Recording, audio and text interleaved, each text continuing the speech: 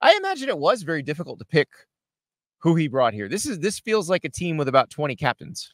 That's what I think there could be 20 captains. All the guys who returned have sacrificed in one way or another the ability to play professional football and be a professional athlete for one more year.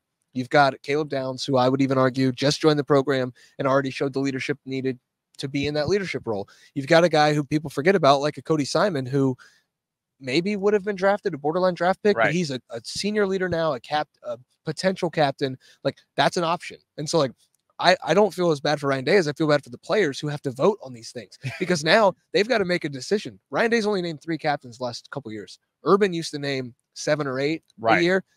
Maybe you get back to that, but trying to decide who is going to come be the spokespeople for this program today, couldn't have been me.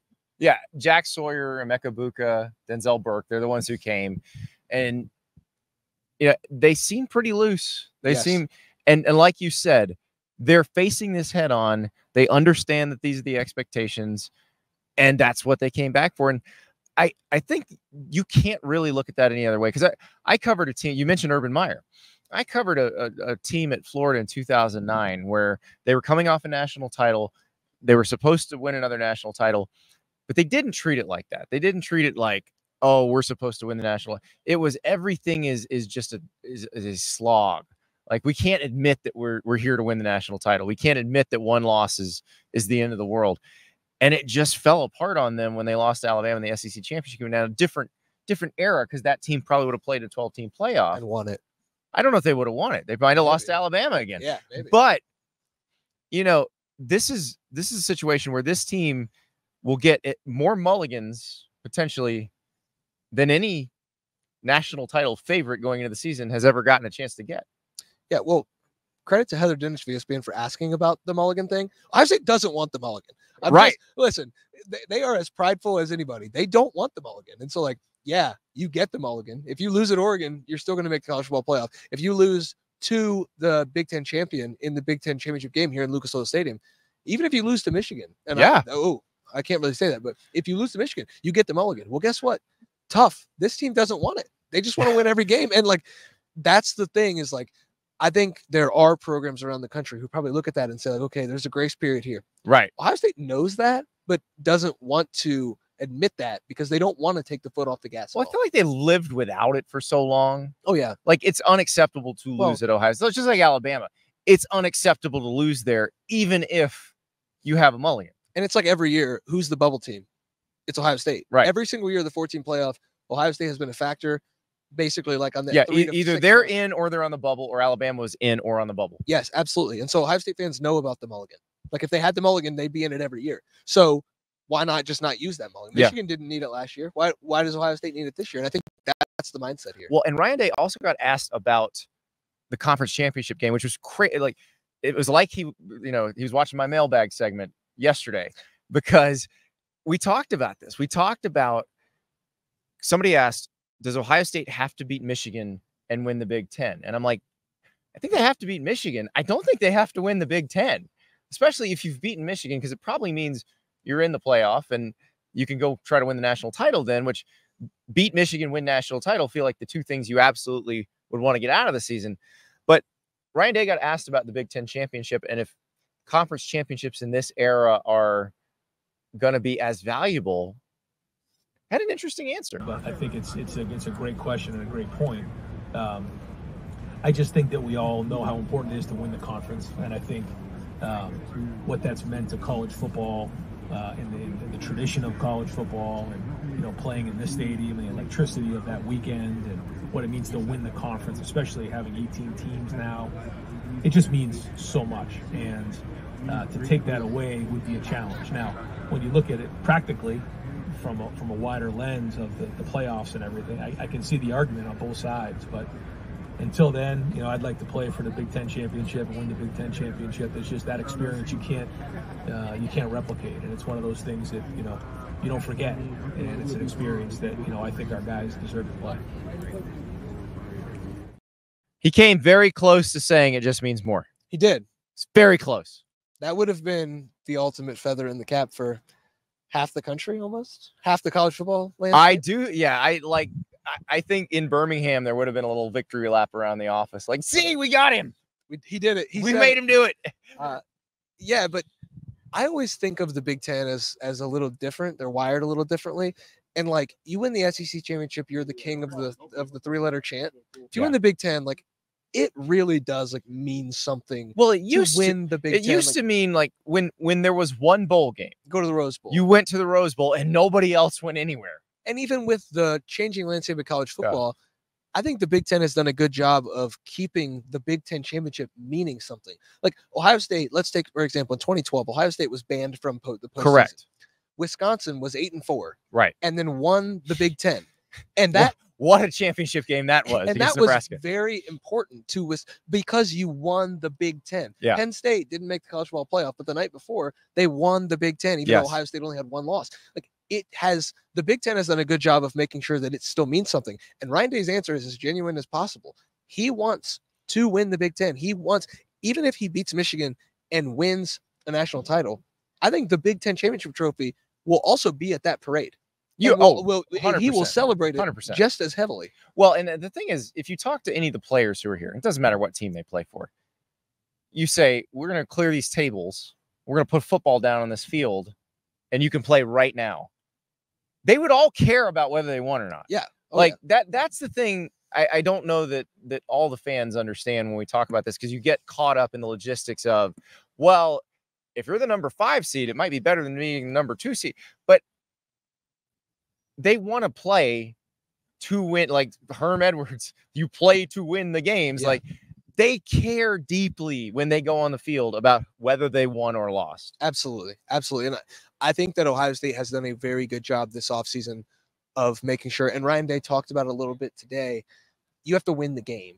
And that sounds super simple, but like he was asked about turnovers. And do you have to have more turnovers, especially in the Michigan game? You lost a turnover battle last year. No, we don't have to have more turnovers. We just have to win the game. It wasn't that the offense should have scored more points or the defense should have held it more.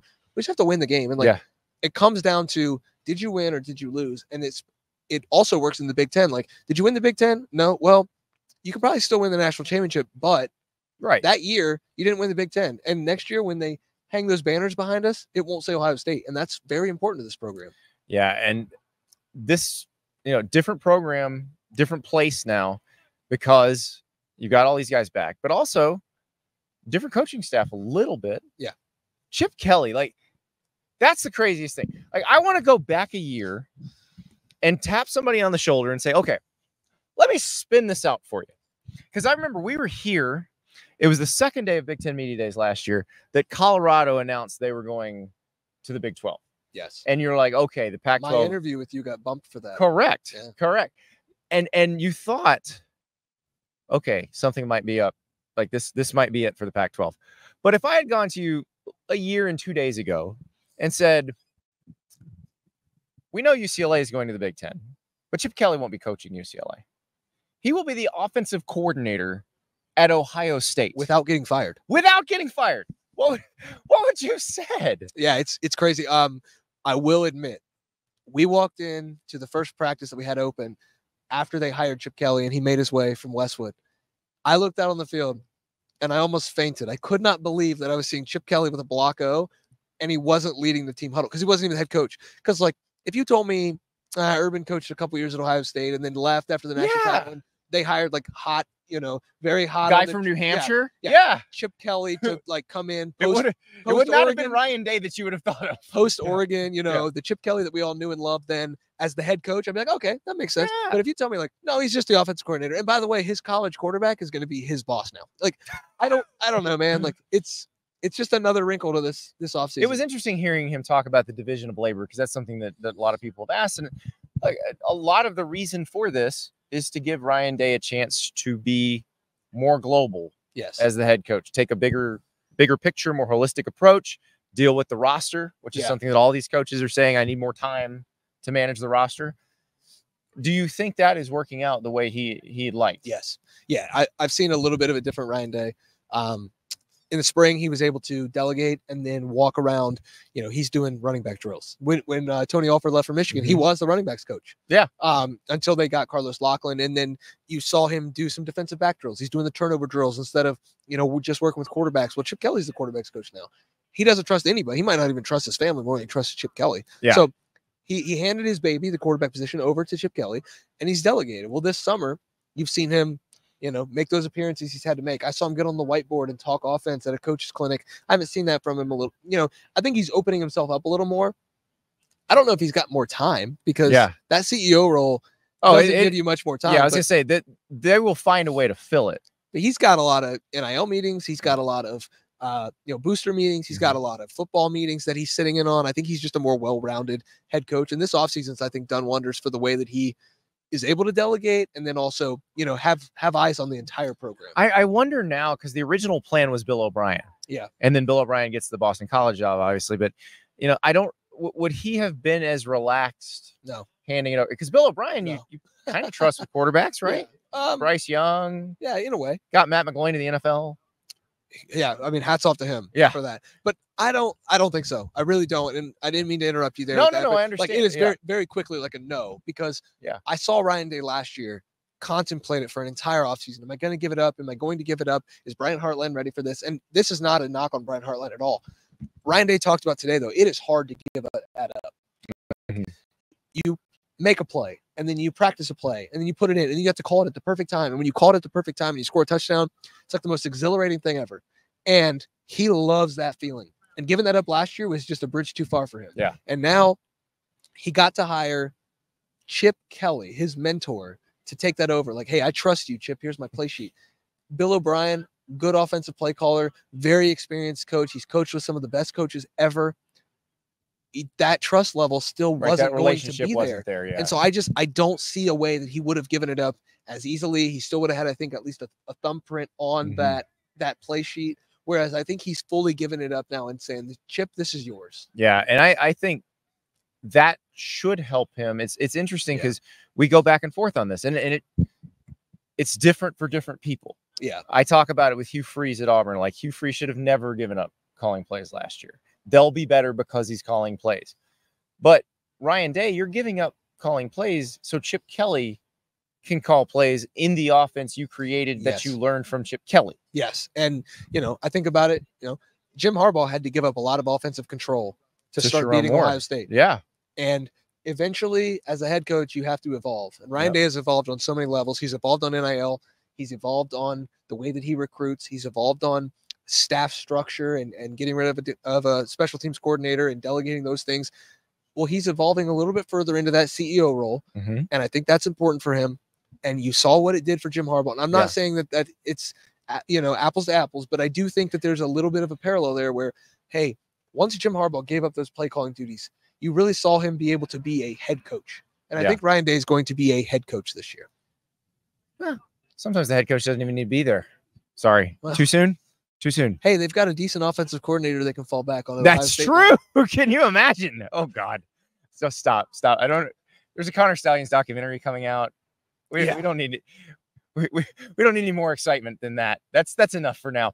But all right, speaking of Ohio State's offense, though, at what point are they going to admit Will Howard's the quarterback? Yeah, it's interesting. I think Ryan Day's done a great job smoothing this thing over. Yeah. I know what he didn't do with the ACC coaches. 4 ACC coaches brought 2 quarterbacks to media days. Yeah, no, he's not bringing a quarterback. Yeah. And he wasn't going to bring 2, but he did a great job of smoothing things over. And I know that sounds to people out there that don't follow Ohio State like he just kept these guys around so they wouldn't go in the portal. No, he wanted this thing open. And I think it's going to be open these first couple weeks of camp. I think he wants to see Will Howard take that job over. And it's going to be a little difficult for Will because Will's the kind of guy who puts the pads on and is better in full contact because he's kind of a brute. Yeah, he's 240. The way we saw him at the beginning of March into the end of April, I thought was a big step.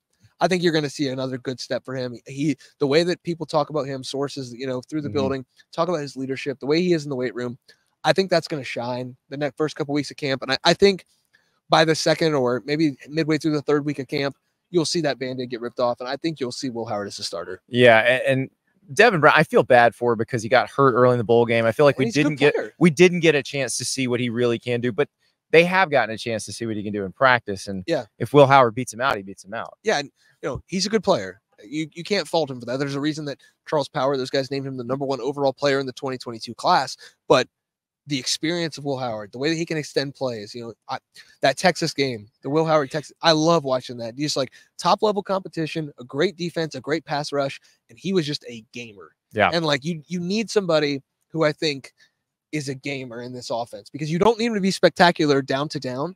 It's just like, hey, one game out of the year, you're going to need that guy to win you a game. Yeah. And he can win you a game. I also think what they can do with his legs should keep defenses fairly honest, because we know their running game is going to be good. Yes. We know with Travion Henderson and Quinshon Judkins, they're going to be able to run the ball. But the idea that in a read option mesh, this 6'4", or 6'5", 240-pound dude might just keep it himself. And oh, by the way, he's pretty fast too. I do feel like that is going to weigh on the minds of opposing defensive coordinators. Yeah, and Ryan Day touched on a little bit today where they were reluctant to let Justin Fields run because the quarterback depth chart was flat out bad. Then they were reluctant. 4 guys on this one. They were reluctant to let CJ Stroud run because the quarterback depth chart was shaky. Last year with Kyle, they weren't sure with Devin. Then he was hurt. Yeah, you got 5 scholarship quarterbacks this year, and I think it's 5. I think 4 of them are probably ready to play if they absolutely needed to in a pinch. So you can be not reckless, but a little more. A little more foot on the gas with these quarterback runs, because you know that the guy behind him is probably pretty good. So you said 4 ready to go instead of 5. So would Julian Sayin or Aaron Nolan be the freshman of those 4? I would say Julian is probably the freshman of those 4. Julian showed us some things that I don't see from many freshmen ever in practice, and it probably helps you throwing Jeremiah Smith some, but who got a lot of buzz today, but.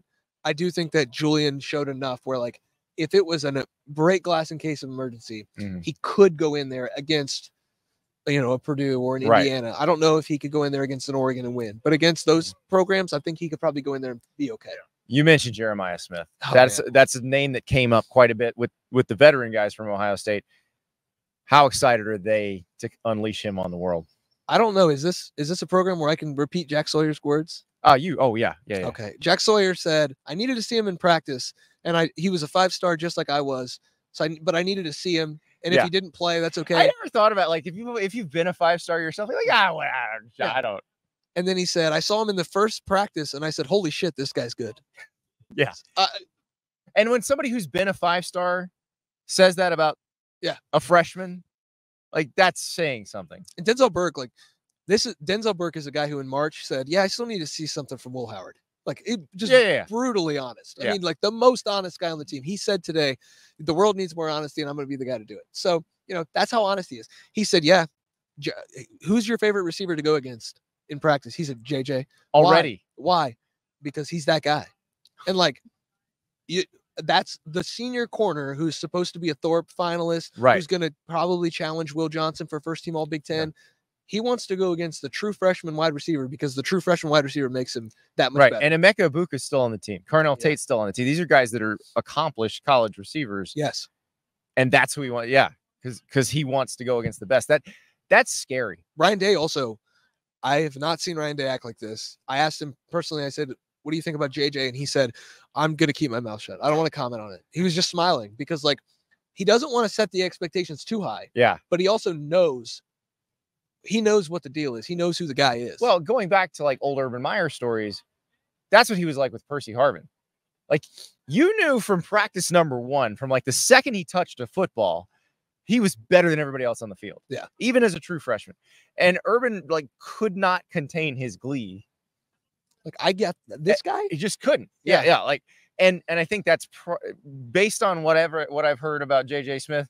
That's where they are with him. Yeah, they were doing a scrimmage. I think it was the first weekend of April. I just reached out to one of the sources, like mid scrimmage, and I said, "Hey, how's it going?" He said, "As I'm texting you, Jeremiah just mossed one of our best corners. I won't put him out like that, but one of our best corners. You should have been here." And it was like, that's happening just like behind closed doors every single day. And now, like, sorry, Akron, sorry, Western Michigan. First couple weeks of the year, like, you want to set the tone, like, throw one up to him. Yeah, you forget that. This is not a year where Ohio State has. No, that schedule was up on the screen. That schedule was up on the screen, and, like, if you put Jeremiah against a MAC corner, I pray for that MAC corner. Like, that's going to be something because Jeremiah is ready to play against the best corners in the country. Cannot wait to see it. Thank you so much for watching. Just a reminder, subscribe to this channel right here so you never miss an episode of Andy Staples on 3. And oh, by the way, Watch all the other great videos on the On3 Sports YouTube channel.